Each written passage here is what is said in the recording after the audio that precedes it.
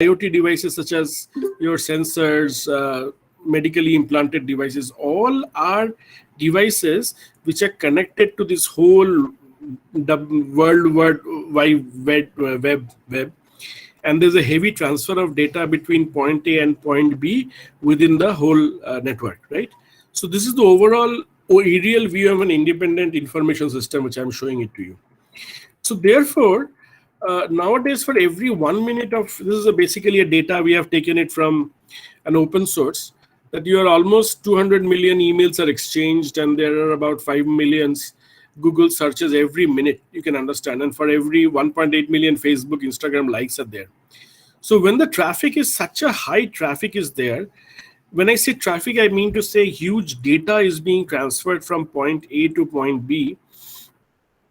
Now, computation is not area specific, right? As you can, all of you are aware of, it is now computation is taking place in cloud also. So you have your hardware down at your own place, and your computation takes place at the cloud. But while doing so, you end up having a large transfer of energy for the movement of data between the server and the cloud, right? So for this massive network to work properly and securely, when I say properly, I mean to say that its volumes of data are very large without compromising on the quality as well as security of the data. When this is very, very large, then we would expect to see that there will be large loss of power, right?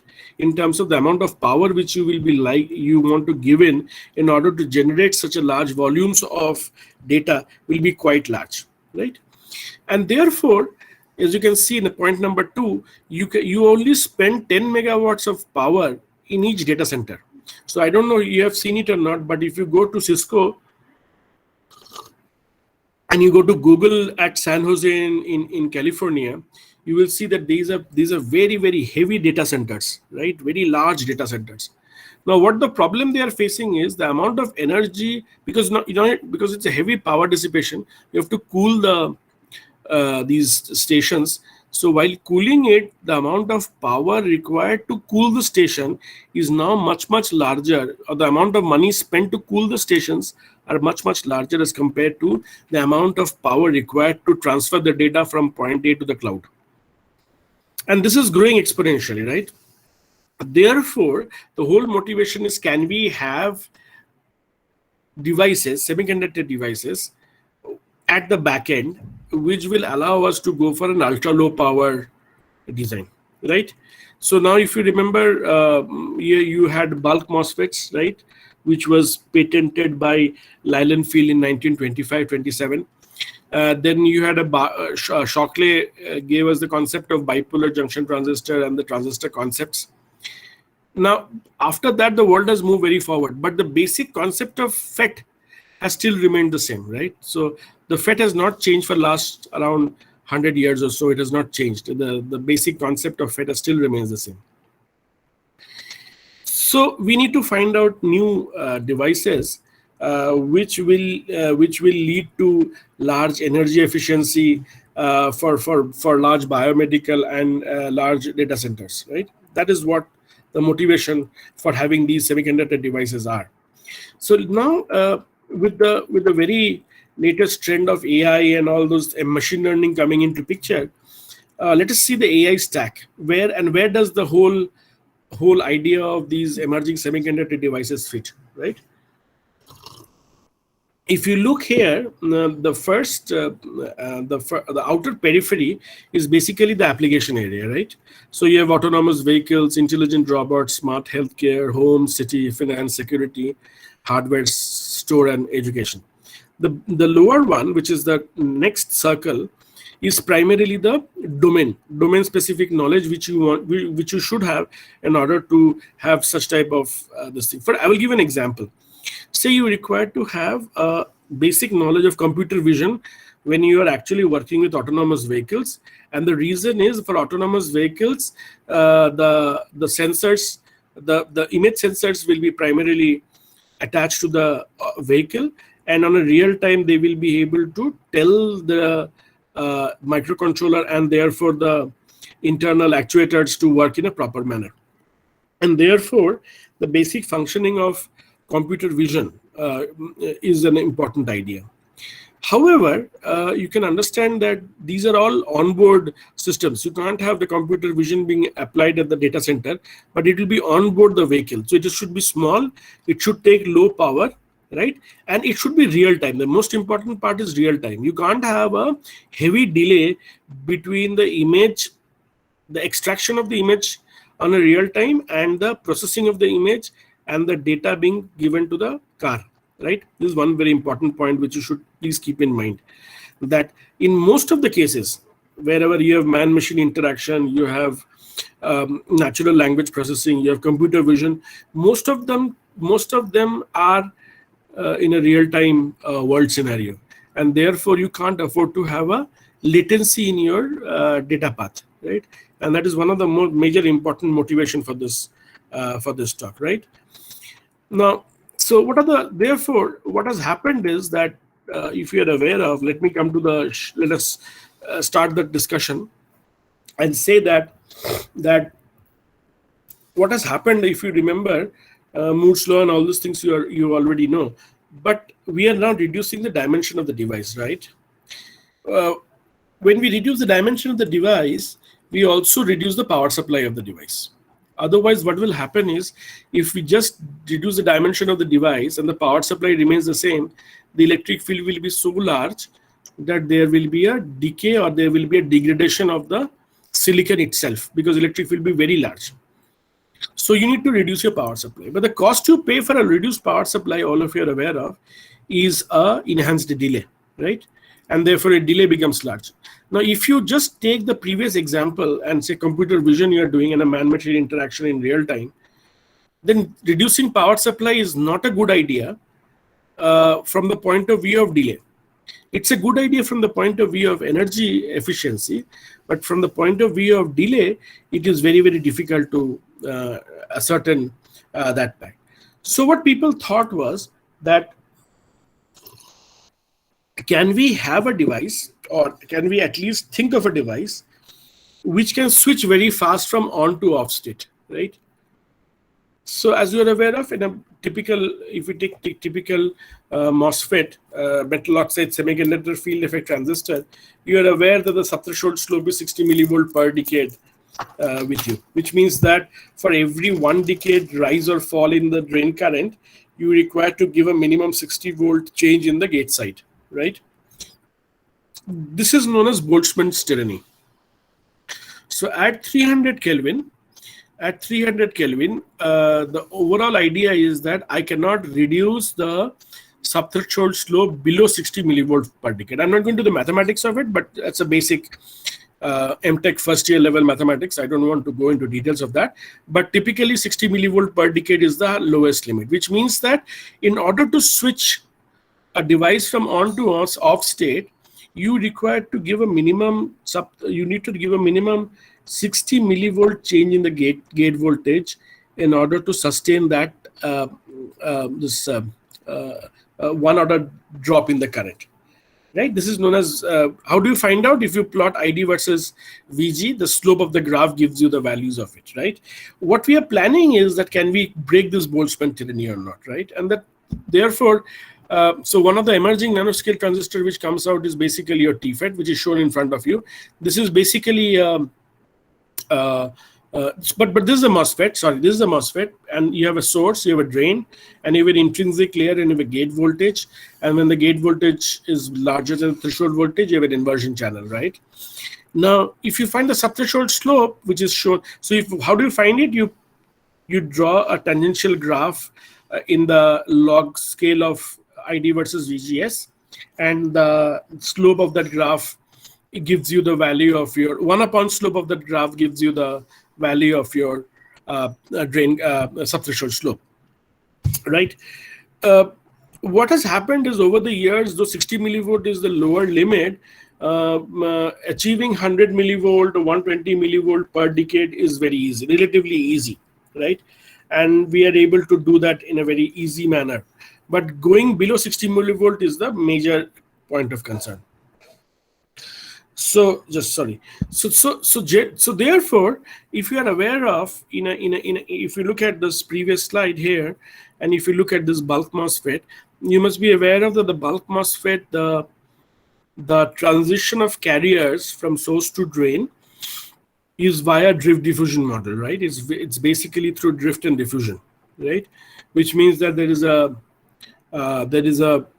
is a electric field, because of which the carrier starts moving from source to drain, and therefore there is a drift, because of which there is a current flowing, right? What has happened over the years is that people have started to find out new physics of transistor.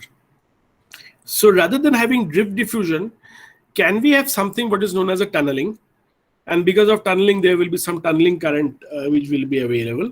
So some of the promising examples which came out and was also known as an I2 MOS, which is basically known as impact ionization MOS. We have tunnel FETs and we have NEMS, which is nano electromechanical switch, coming from MEMS. So these are some of the promising examples which have opened the door. We give you a basic example of tunnel FET, right? Now, I'll give you a basic example of a tunnel FET and how it has improved certain domains, if not all, as compared to a bulk MOSFET, right? And I will give you a brief example of what these are. So if you look at the structure here, this is basically a tunnel FET with P plus region. The violet region is the P plus region. It's got large number of free holes. And then you have an intrinsic indium arsenide layer. So this is basically a 3-5 tunnel FET. If it is not, then it will be all silicon. And on the right hand side, which is basically yellow color, is drain, which is N-type tunnel FET, N-type drain, right? And you apply a drain voltage and you apply a gate voltage. So structurally, it is exactly the same as a bulk MOSFET, right? Now, if you look at the energy band diagram here and try to correlate how this is happening, the idea is that if you go on increasing the gate voltage with respect to source voltage, source is generally grounded, and since the gate is positively rising, then if V is the voltage applied and if Q is the electron charge, then the energy is minus Q times V, remember? Because we are looking at electron band diagram, then they will be pushed downwards, right? That's the whole idea. That when you apply a positive gate voltage, and if you're trying to find out the electron energy function, band diagram energy function, it will move down with respect to P-type, right? And just at this stage, this much is enough for you to understand why it will move down. We'll see later on what will happen once it moves down. I'll just show you the correct. Maybe yes, this is a good idea to show you the device operation, to explain to you how a TFET works. So this on the middle side, you have a drain current versus gate voltage variation, and as you can see that, forget about this rising curve on the left hand side in the negative voltage domain. In the positive voltage domain, it almost follows like a conventional MOS device, right? So let's go one by one. If you look at this, I'm starting from the left hand side, second graph, where the gate voltage is 0. When the gate voltage is 0, you see your source is relatively at a much higher end and your drain is at much lower end, because drain is basically your N-type and source is your P-type. So there's a big band gap between source and drain here. What has happened if you move to the third clockwise, if you move anti-clockwise, the third diagram which you see on the right-hand side below, it corresponds to a relatively small gate voltage. What has happened is, in this case, is as you increase the gate voltage, these bands which are there in the center, they get pushed down. So when they get pushed down, the effective distance between the green colored is basically large electron density, and the green color, so that get pushed down means that the difference becomes very small. As you further make the gate voltage higher, the separation between the two bands goes on reducing, and therefore the tunneling probability goes on increasing. Right, which means that as the gate voltage starts to increase, the tunneling probability goes on increasing, and more current is tunneled through the source gate junction. So more steeper is your source drain junction, lower is your effective tunneling distance, and lower is the tunneling probability, and therefore it will fall. This is what is known as a band-to-band tunneling. So for a band-to-band tunneling to occur, you require to have two important points: that the tunneling distance should be as small as possible, and means a large area or a large energy where empty states are available should be very close to large area where non-empty states are available, or where filled states are available, right? This is very, very important. So for these two conditions, when you meet, your BTBT starts to take place. So this is the basic idea of a device operation. Within a device, so you've understood, therefore this is, so once the electron crosses through and reaches towards the gate end, then it is basically a drift diffusion only. So the generation in a tunnel FET is via the mechanism of band-to-band tunneling, which is known as BTBT. But after the generation, the movement of the charge carriers from source to drain is through drift diffusion only, just like a bulk MOSFET. Let's look at the role of tunnel FETs, and there are two types of junctions which are generally made. One is known as a homojunction, and then another is known as a heterojunction, right? Now, heterojunction generally achieves a much higher current at the cost of much complex process structure or process parameter, because the materials are different. As you can see here on the right hand side, when you're writing heterojunction, you have this germanium silicon heterojunction here, right? You have a germanium silicon heterojunction. So the materials are different. So what happens is that since the material is different, the junction is very, very abrupt, and you can see that there's an abrupt fall in the energy band diagram, and therefore the effective distance actually reduces drastically, and your BTBT improves. But then when you have the silicon germanium on the same platform, you end up having some strain at the interfaces, right? These strains, because exactly though they are of the same size, their outer shell has got 4 electrons, everything is same. However, there is a problem of strain at the interface, which results in the that BTBT getting lowered slightly. So heterojunction, though, has got a larger current, the cost we pay for it as compared to homojunction, where all of them are silicon, is that the process parameter is the process steps are much too complicated. In UC Berkeley, in the year about I think way back in 2010, 2011, at that point of time, they showed that if you use a nickel silicide source drain, then this gives you a very large abrupt junction, right? And it gives you a very, very good subthreshold slope. So they had achieved a subthreshold slope of approximately 46 millivolt per decade. This was a P-type silicon TFET, and it achieved a 46 millivolt, which is less than 60 millivolt for the first time, right? Other standard experimental TFETs were reported by Stanford in 2006. It's basically CNT TFET. Good SS subthreshold slope, but very, very low current. And that's the major problem area of TFET, why TFET over the years have not taken up imagination within the industry.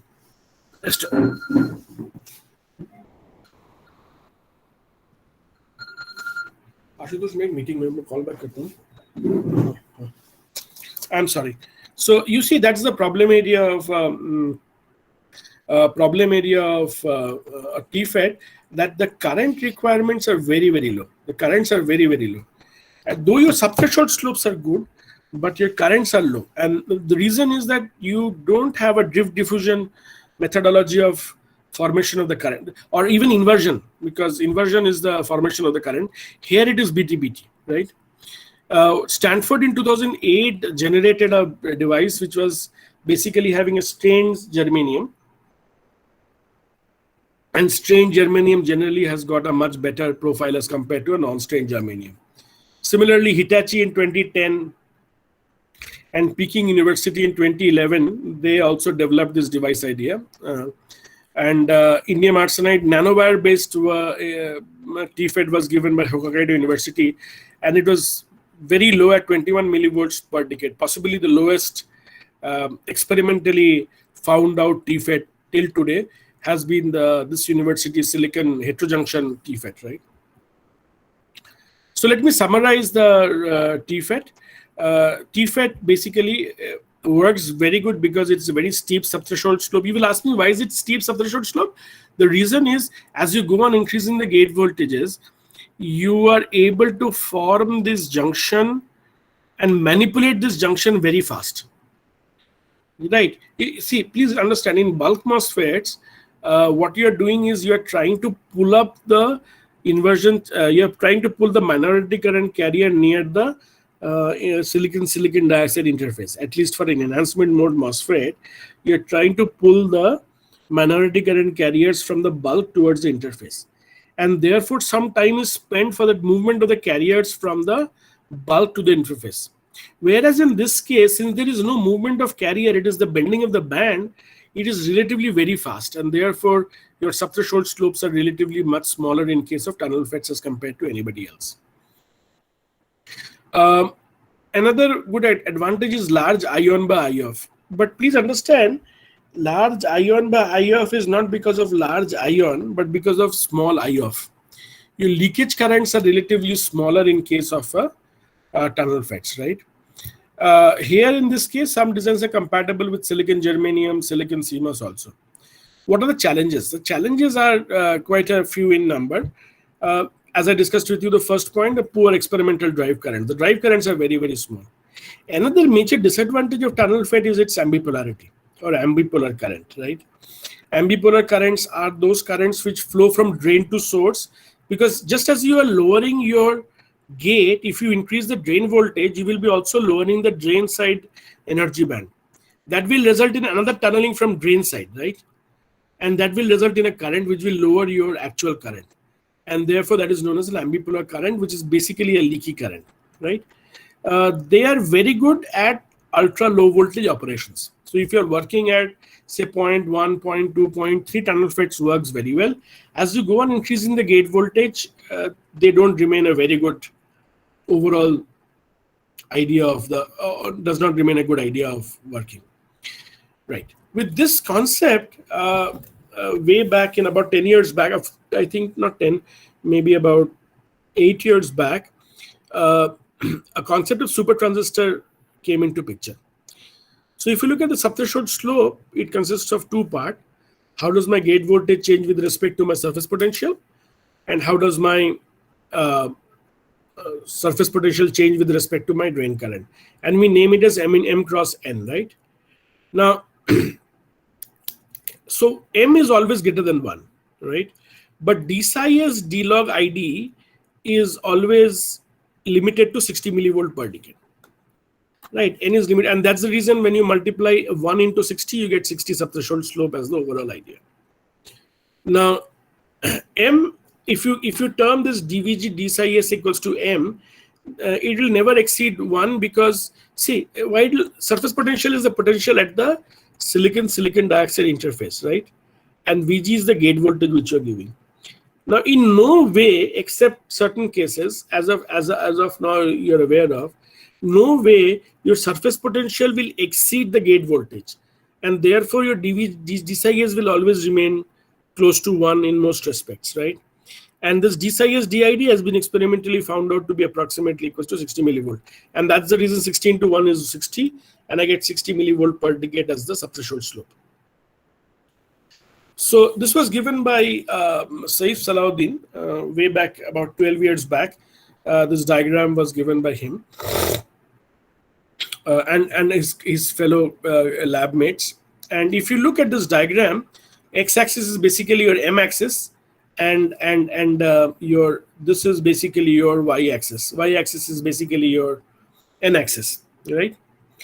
So if you look at the first quadrant, it is where the MOSFET is situated. Why?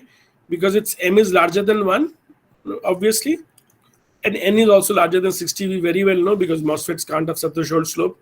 Very close to 60 is always greater than 60. So that is the bulk MOSFET we have been studying for last, I don't know how many years we have been studying it, right? Let's come to the second quadrant. Second quadrant is the place where M will be still greater than 1 because we are not making the surface potential larger than the gate voltage. But we have been able to make my subthreshold slope lower than 60. At least I've been able to do that because of the BT-BT tunneling. So you see, movement from MOSFET to TFET resulted in my N reducing to 60 because of the physical change in the basic generation phenomena of the device. In MOSFET, it is basically your drift diffusion inversion. In TFET, it is more of a BT-BT. Let's come to the fourth quadrant. Fourth quadrant is basically your NC TFET. Right? NC means negative capacitance FET. Here what happens is quite interesting. Your N is 60, agreed, but your M is less than 1, right? What is M less than 1? M less than 1 is basically means that whatever gate voltage you are giving, you are able to amplify that onto the silicon dioxide interface. So if I'm giving a gate voltage of say 0.5 volts, on the surface potential will look as 0.6 volts, which means that at a lower voltage, I can achieve the same current as I would have been able to do in a bulk MOSFET with a higher voltage. Are you able to get the picture? So in NC FETs or negative capacitance FETs, I will be able to achieve the same performance with a lower gate voltage, which I would have ideally will achieve with a higher gate voltage in a bulk MOSFET. And therefore, this NC FET concept is currently being used by a large number of, in our group at IIT Roorkee also, we are looking into NC FETs also to a much more extent. You also have this NC TFET, right, which is the third quadrant which you see here. And that's what is known as a super transistor technology. That can we have therefore M less than 1, N less than 1 sort of functionality, which means that I will be able to achieve a very fast switching. Not only that, I will able to achieve my amplification of voltage and the surface potential, both if it is true. And that is, it seems, we are not very sure about it, but it seems that negative capacitance tunnel FETs can be the way to move forward in a super transistor technology.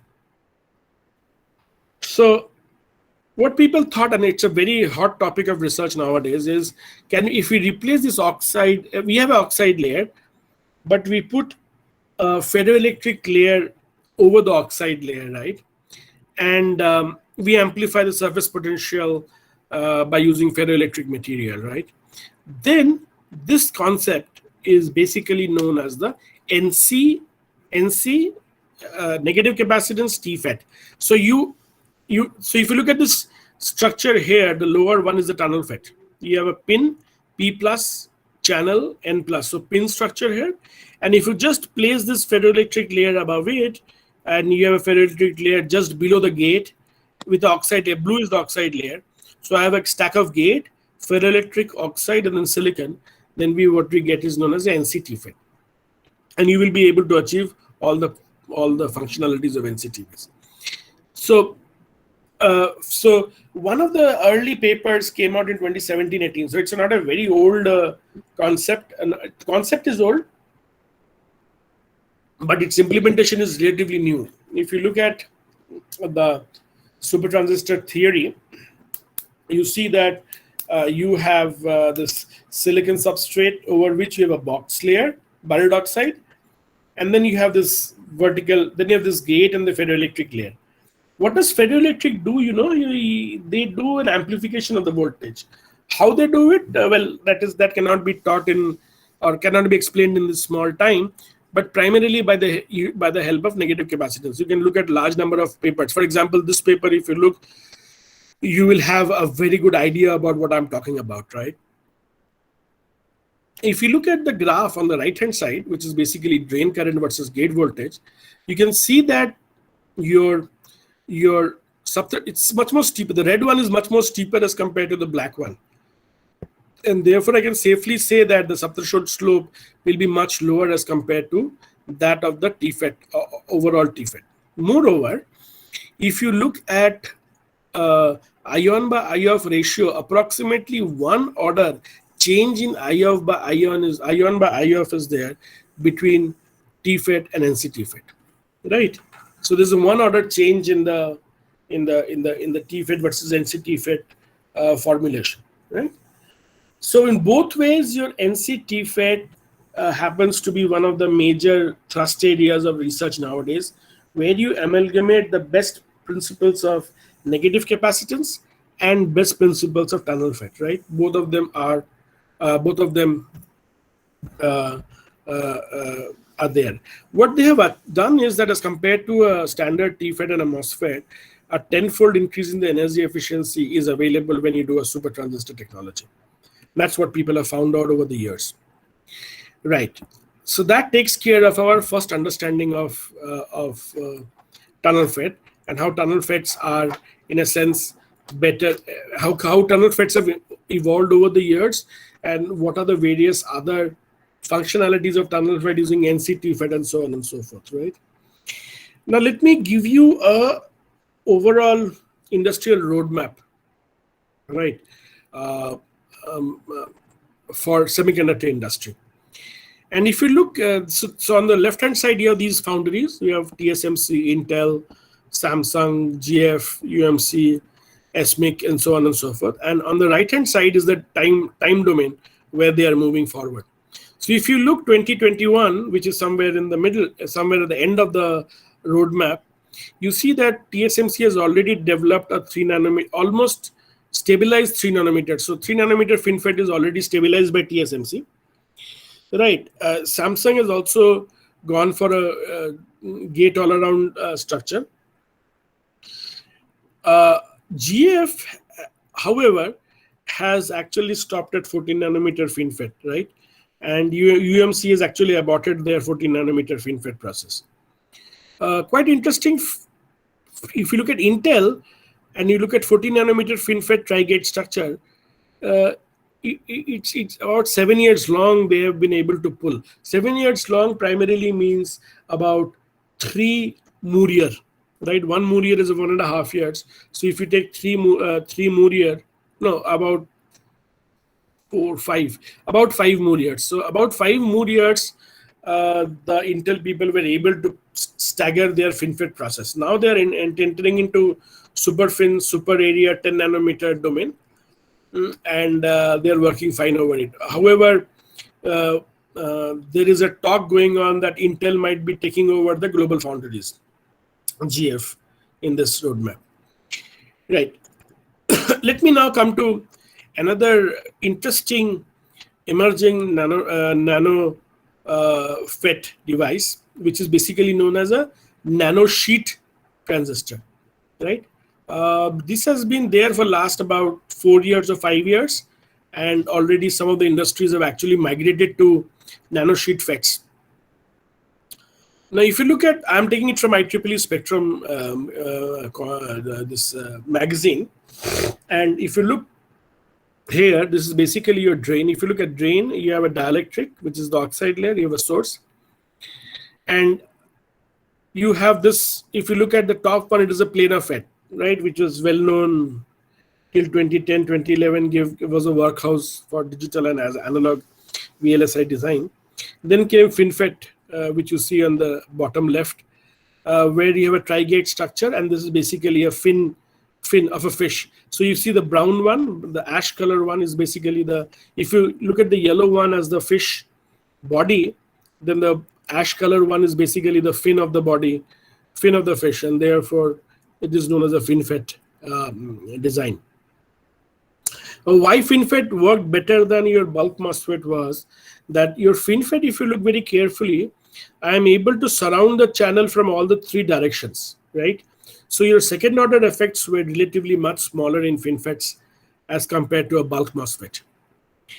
And that was the major advantage of FinFET over bulk MOSFET, that your controllability is better and you are able to achieve a much better ion versus IOF current.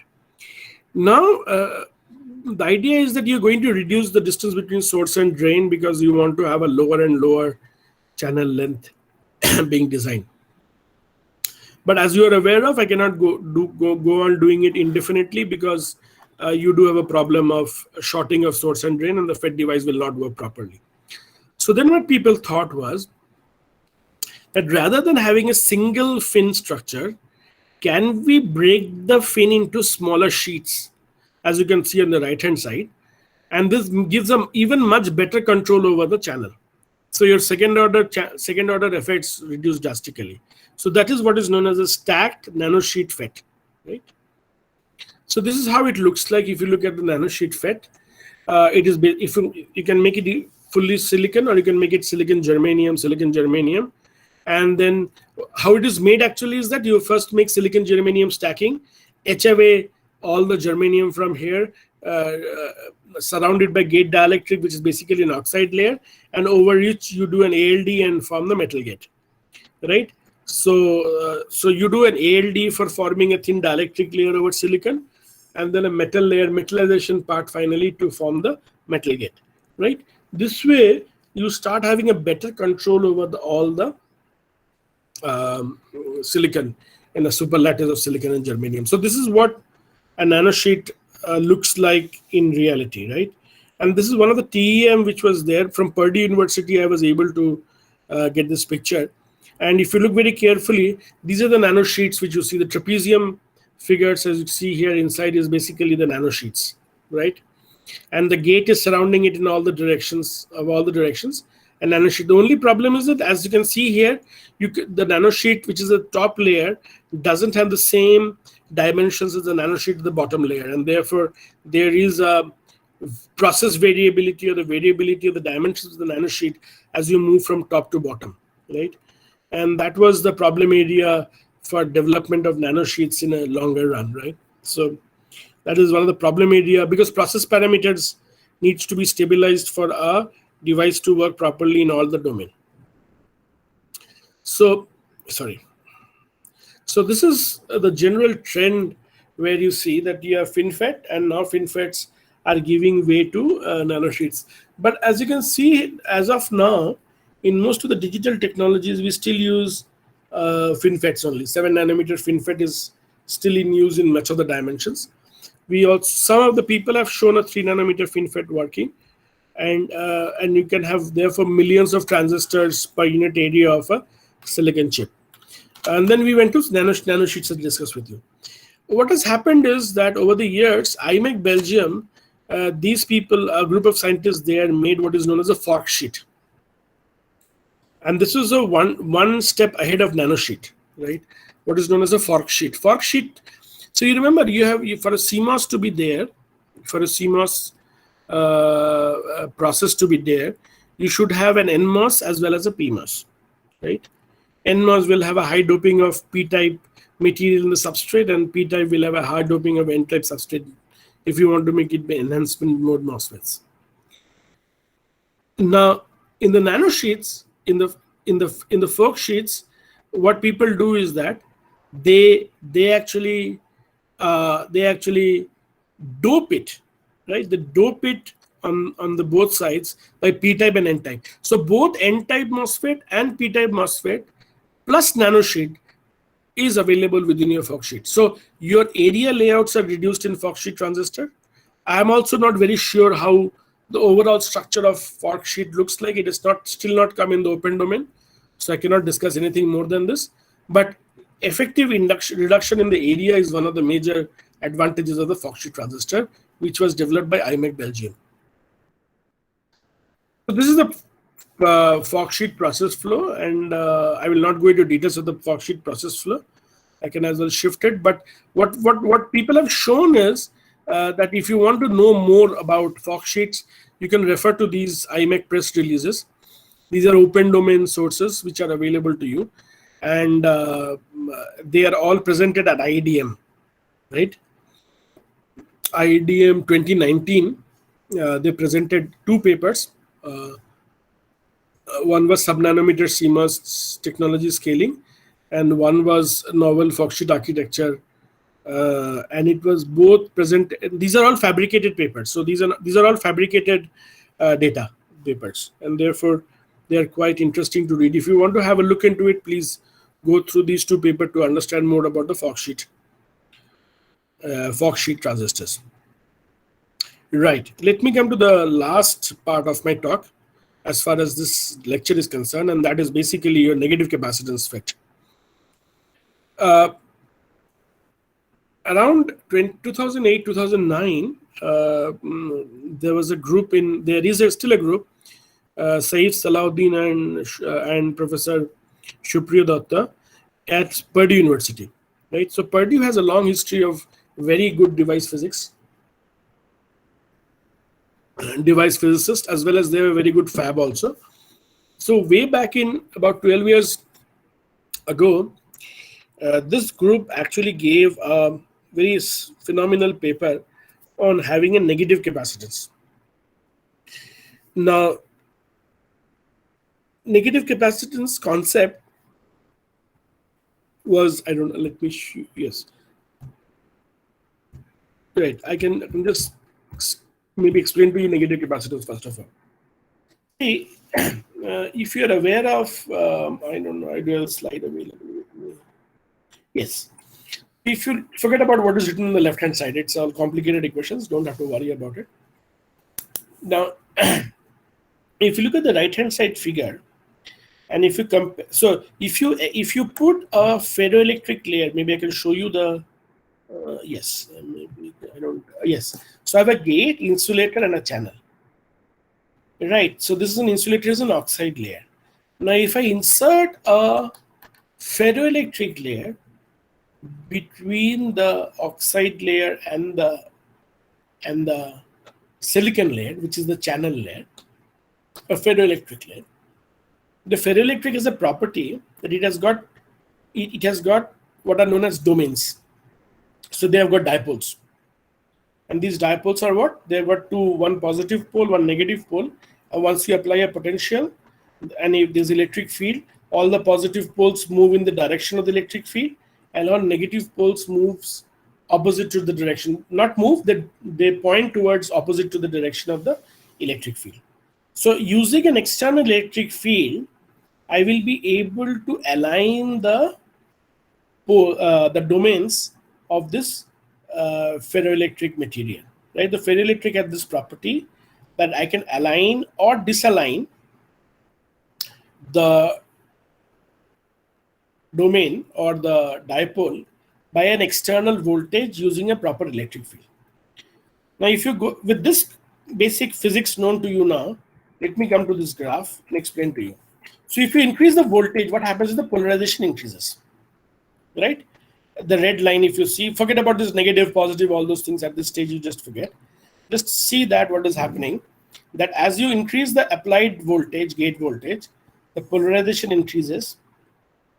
Suddenly at certain voltage of polarization, it shows that as the voltage increases, the polarization increases, but beyond a particular point, as the voltage decreases, the polarization still increases. And that was the concept of negative capacitance, which means that in a sense that if you look at C, so Q equals to C into V, so C is equals to Q by V. So if I do DC, I get dQ dV, right? Now, if my charge increases with respect to my input voltage, I am happy. Why I am happy? Because then I will have automatically a positive capacitance available to me. But if my charge goes on reducing with increasing voltage, or charge increases with reducing voltage, then we enter into the domain of negative capacitances. Correct? That's what happened by this work, which was given by Salahuddin and Datta. Right? They showed that there was a certain voltage domain where you actually saw a increase in the polarization, but the applied voltage was actually getting reduced. After again some point, the same trend followed. And the idea was that if you reduce the voltage, and this is coming from the hysteresis curve of any NC FET. So the idea is that if you go from negative to positive, you will follow the path. If you go from positive to negative, again you will follow the same path, right? I will make it simple for you rather than going into too much mathematics about what has happened. So I will just show you here. If you look at this particular point, the gate side, if you apply a voltage, it gets amplified as it reaches to the silicon, in this case, ferroelectric layer. Because of the ferroelectric layer, the amount of voltage seen by the silicon layer is relatively very high, right? And as a result, what happens is that it makes it very difficult for the overall voltage to stabilize itself, right? And therefore, but you understand, this phenomena of a negative capacitance is not physically seen. If you want to see it across oscilloscope or DSO, you won't be able to see it. It is only a mathematical treatment which people follow, and we are able to do it, right? So this is ferroelectricity origin. This is some of our papers that will not be in detailed solution. These are all available in a. So let me just give you a small idea about what we did, right? Uh, we found out 2 or 3 important points, that the amount of energy for transition between a positive polarization and a negative polarization is very, very small. In fact, our work which we did with one of my research scholars shows that we use just 0.95 femtojoules for this minimum energy to be transferred between one point to another. Further, there was a reduction in the subthreshold slope to about 31.21 millivolt per decade, which is approximately 36% smaller than the fundamental limit, right? Further, and one more important point which we found out was that when my external resistance goes to 0, the NCS is only limited by the intrinsic ferroelectric effects of the switching speeds, right? So these are the few important points which we found out during our work. And I think with these words, I will stop because I have another meeting to attend at 11 o'clock. So if you have any questions, anything, you can please ask me, and I will be happy to answer some of your questions. So participants, the session is open for you.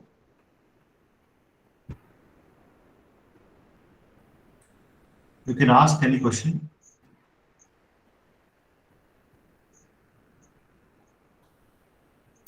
Sir, I have one question. All these devices are now the silicon devices.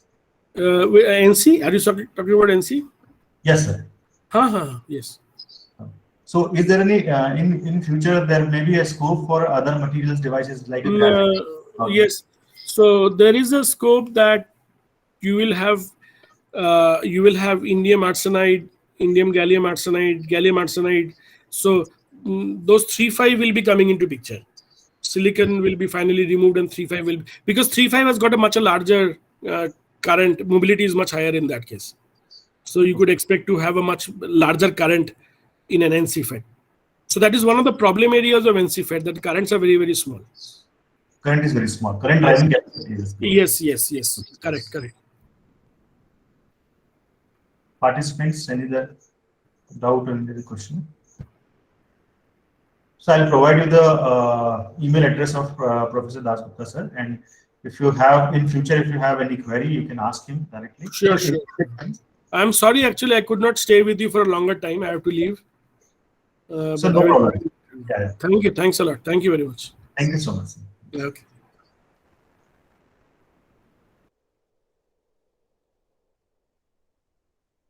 So participants, we have a poll time now. So it's in testing phase. So we're about to send you a question.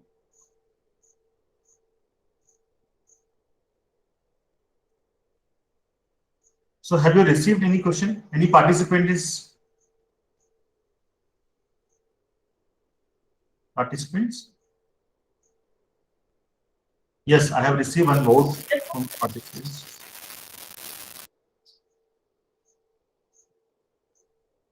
Yes, this poll is visible to all, so that we'll get this. No, sir. No. Not yet, sir. Not yet.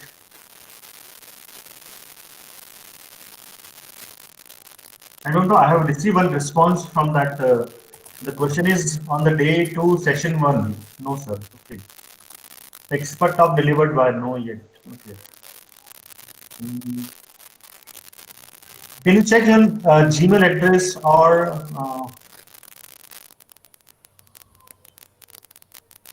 nothing? So you may share on WhatsApp group. Yes, ma'am. If you would like to share on WhatsApp group, that will also work. So WhatsApp group, but we are trying to get the attendance from this poll facility. The facility is there in Google Classroom. So we'll try to receive, means it's in testing phase, but I have received the 3 votes. We didn't receive mail also, Not sir. showing it. On Gmail also. So we didn't receive any mail. No mail. Received an email. And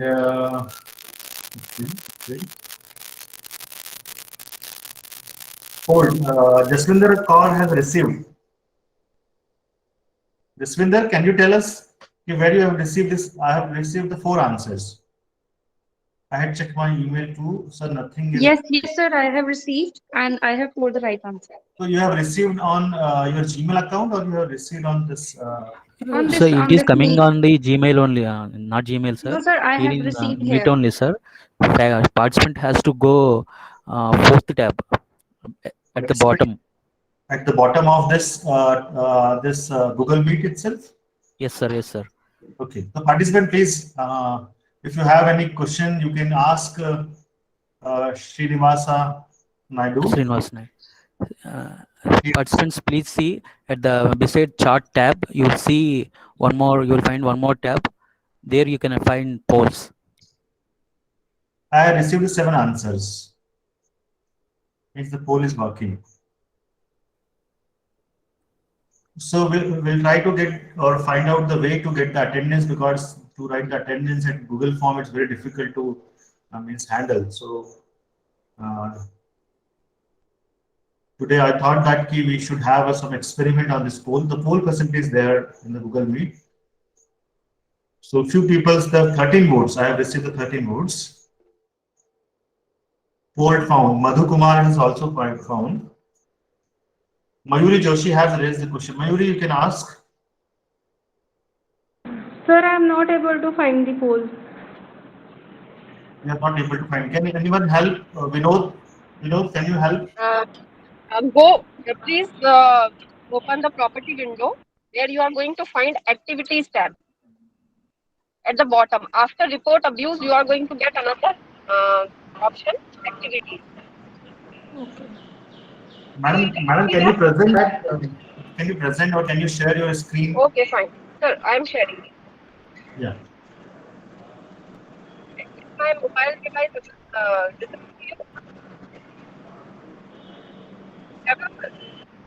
Yes, ma'am. Yes, ma'am. Is it visible? from mobile going that here at the right side, you are Okay. going to have the option for properties, Okay. and this is the activities. The bottom you can see. Okay. Activities. For the desktop thing also. Okay. Activities, here you are having phone. You Okay. can give the option. You can select whatever suits you. Okay. Okay. That's So what I think it is clear for all participants. You go for activity. The symbol is there for activity. The one square, one circle, and one triangle is there. That is symbol for the activity. You click on this activity, then go for the poll. And I have received the 21. Yes, I got. Nishan Goswami has got.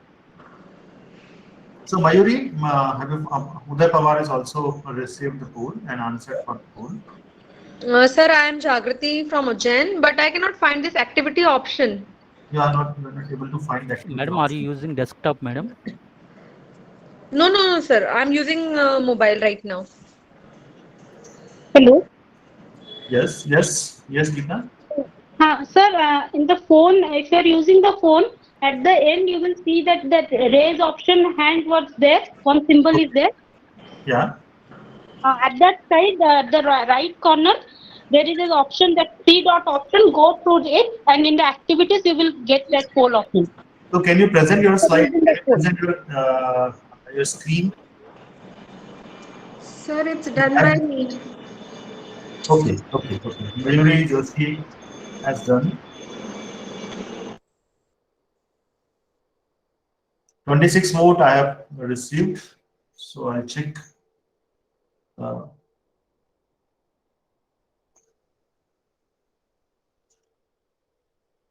have to check that once this poll is end, I'll receive the database in form of an email address, or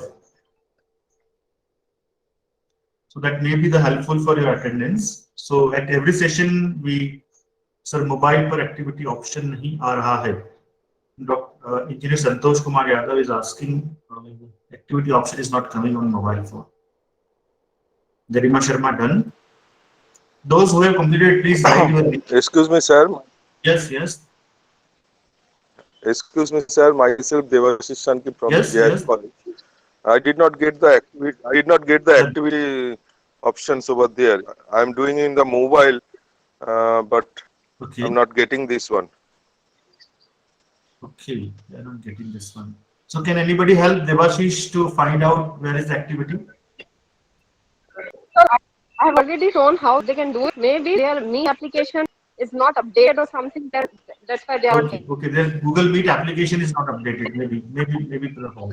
Otherwise, what I can do, I can again show the steps. Should I Yes, share my ma'am. screen? Yes, ma'am. Yes, please. Everybody, I'm sharing the mobile. Kirti madam is showing that how to attempt this Main poll. Meet window. This is the Meet main window in which there is an option for raising the hand. Just adjacent to this particular option, there is an option for property. 3 dots are there. Click on that. Then there are 6 options. Maybe at the end, the option is not visible, but you can go at the end. You are going to find an option for activity.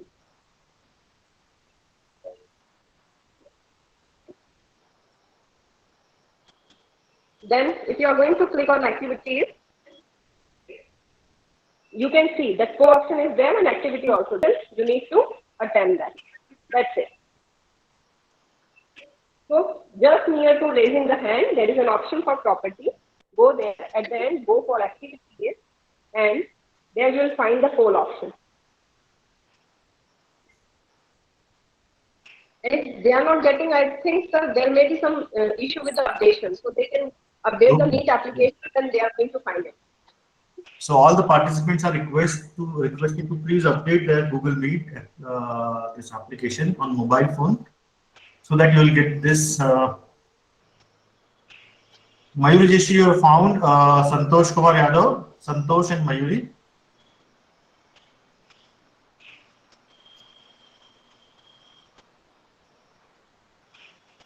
Now I received 32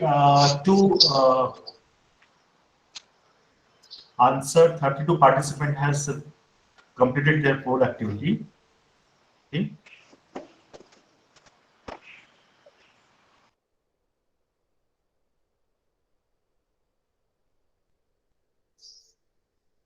So participants, this poll is live for 15 more minutes. You have to answer before 11:15.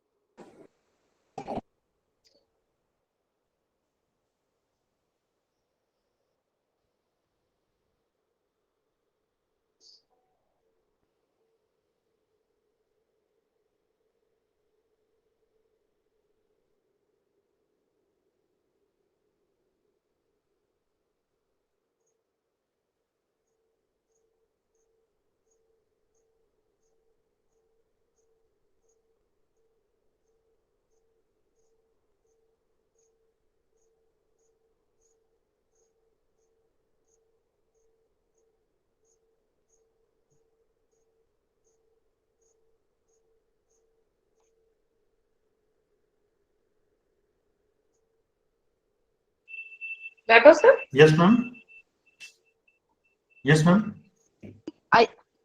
are we going to have the break period for now? Then are you going to start from 12:10 only? Yes, ma'am. Yes, Santosh Vishwakarma sir will start. Sir, may we leave then? In between, we have some discussion, the basic discussion about IoTs and all this, the basic structure, and if anybody found any problem in this course or that is a means optional one. You can attend or you may leave if you have some means issues.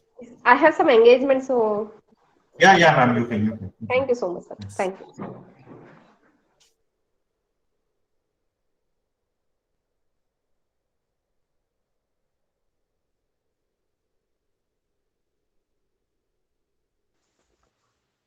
Sir, I am Jagrati. Yes, ma'am. Sir, my query is that, sir, can I get the brochure of this event? Brochure of the event. Okay, ma'am. Yes. So, have you joined this WhatsApp group, ma'am? No, sir. You haven't Uh, joined this WhatsApp group. So, So is it on my mail?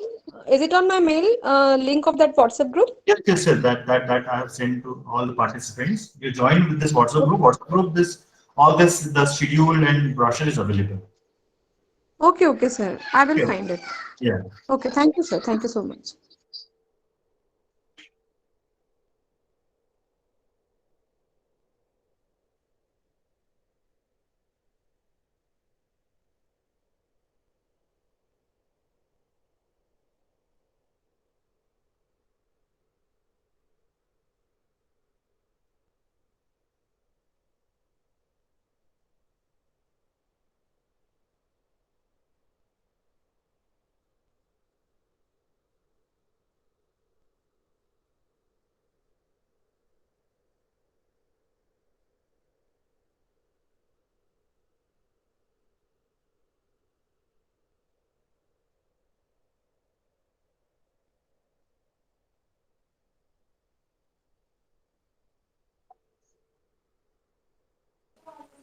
Yes, excuse me, sir.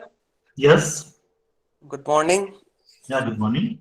Sir, why we are doing this poll activity? Yes. Sir, I am. Why we are doing this poll activity? We are doing this poll activity to collect the this attendance from the participant actually. Okay, It's sir. just we are doing just testing for that. We haven't used. Yesterday we have given on the Google Sheet.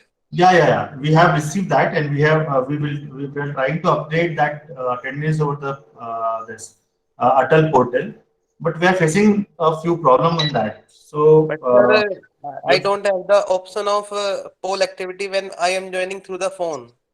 to the phone. Okay. Yes, sir. You So can check it, sir. yes, Rahul, can you update your this Google Meet if possible? Okay, sir. I can update. You update your Google Meet. It is not compulsory today. We'll test, and if you found that it is useful and easy for the participant, then only we will do that. Otherwise, we'll stick on that Google form activities. Okay, sir. Okay, no problem. Thank you, sir. We are trying to find out some other ways. Sir, to myself, attend. Devashish, thank you for Definitely, the. sir. This can be better.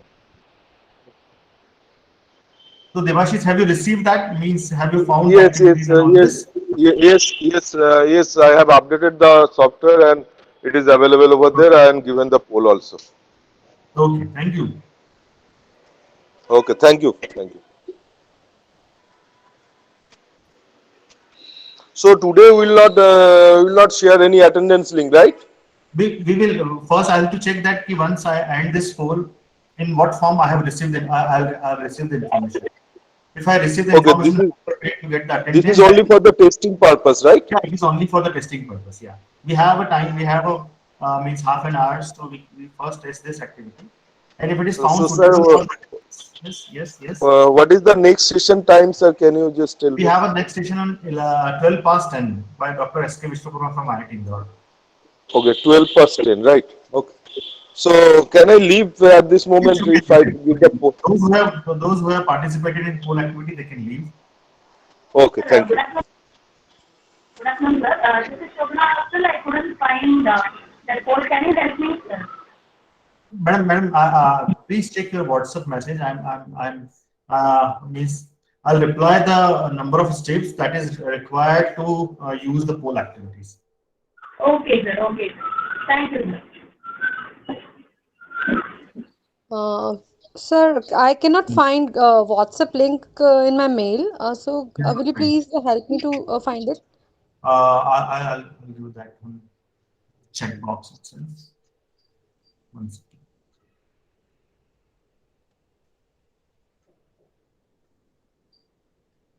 Wait a minute.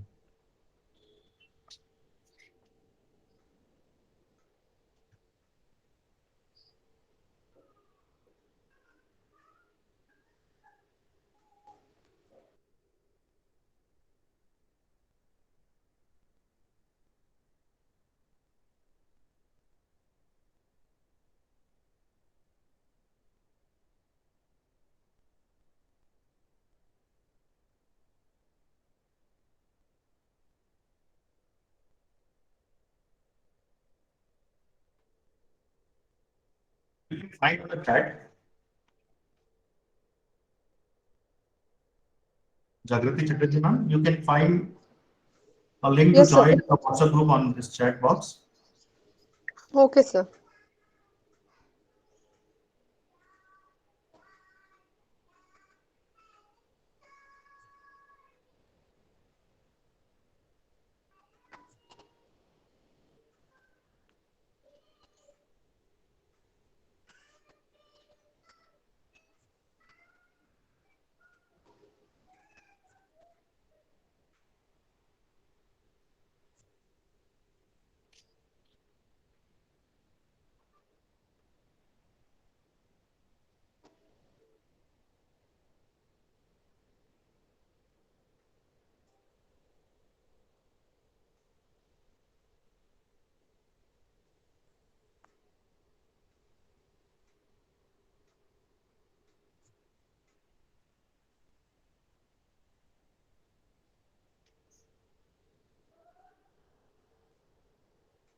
Thank you, sir. I have joined it. Thank you Okay. so much. Okay. Sir, kindly share the brochure on that once again, sir. Yes, I yes. cannot see Yes. previous messages. That's why. Okay. Okay. I'll share you. Thank you, sir. Thank you so much.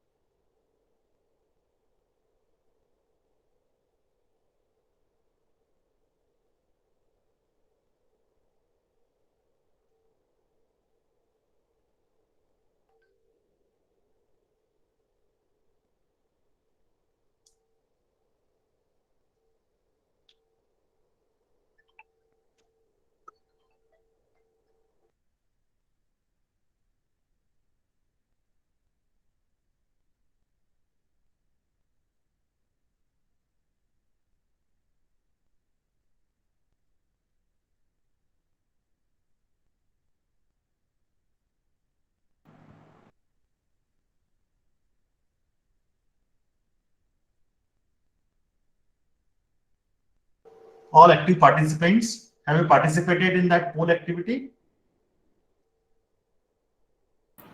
Or anyone found any difficulty to?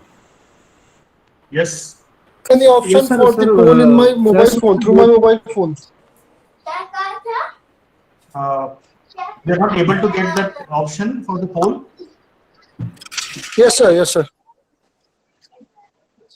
Okay. So have you updated your Google Meet? No, sir. Do I need to update that? Please.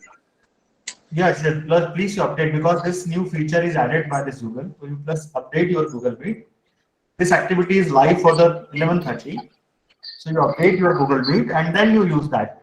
Otherwise, if you still if you're not able to find that, please ask us. We'll have to. Yes, yes, yes. So we have to just vote over there, na, for the speaker. Yes, yes, yes. The question for the today's session is on day 2, session 1. Expert talk delivered by whom? It's just a means a dummy question. Yes, So sir. you have to vote on that. So have you received, Tapesh? Have you found that poll? Yes, sir. Yes, sir. I have voted over there. Okay, okay, okay. Yes, sir. So have you found any difficulty to get this poll? No, no, sir. No, sir. It's just right side below there is an icon over activity for activities, Okay. and in that I have just click on polls and I have voted over there. Okay, okay, okay. Thank you. Dr. Santosh shared his experience that before to go to this activity, you have to update your Google Meet. So first, all the participants update your Google Meet.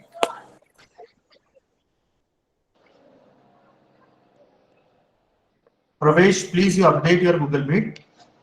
We have a sufficient time.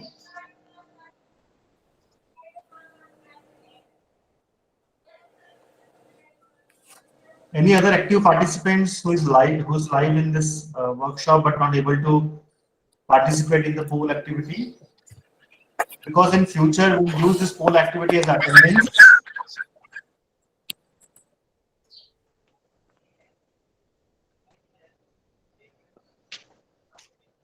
All participants. Only the Pravesh has found some problem. So now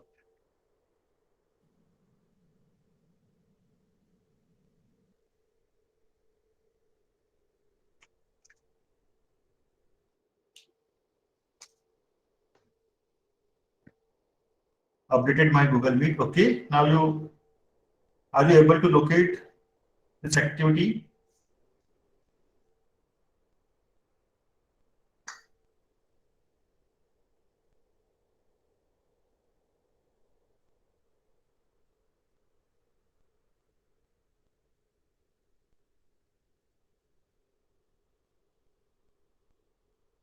Updation under process. Okay, Pravesh.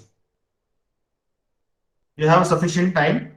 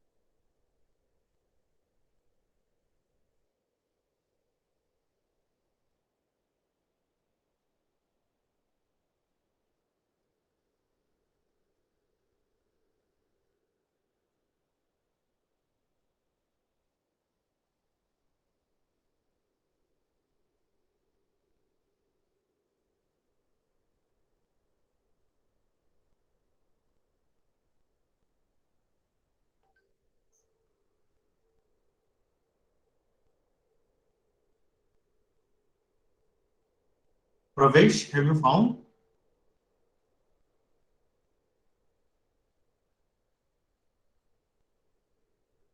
Sir, the Gmail is getting updated right now, sir. Okay, okay, no problem, no problem.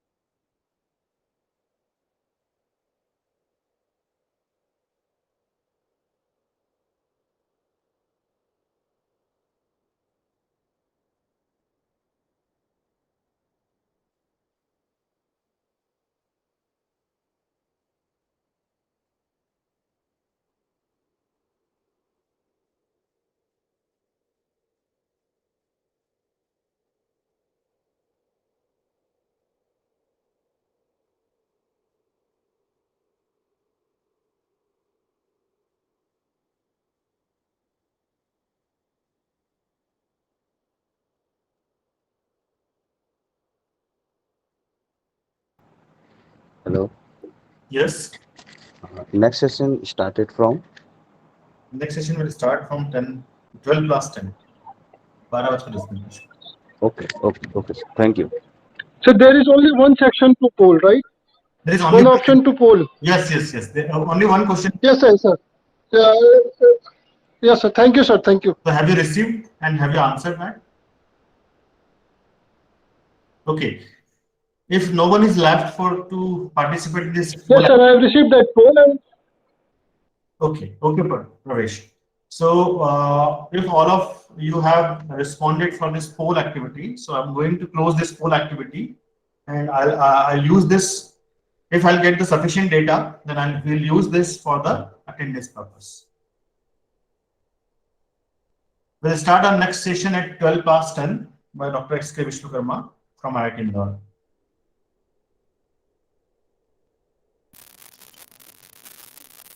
Sir, I want to request. Yes, ma'am. Sir, please provide all the information regarding FDP, including brochure, etc. I have mail ID also, because I have no WhatsApp media activation this time. Okay. So can you share your email address on the chat box, ma'am, so that I'll Yeah. forward it? Yeah, sure. Please.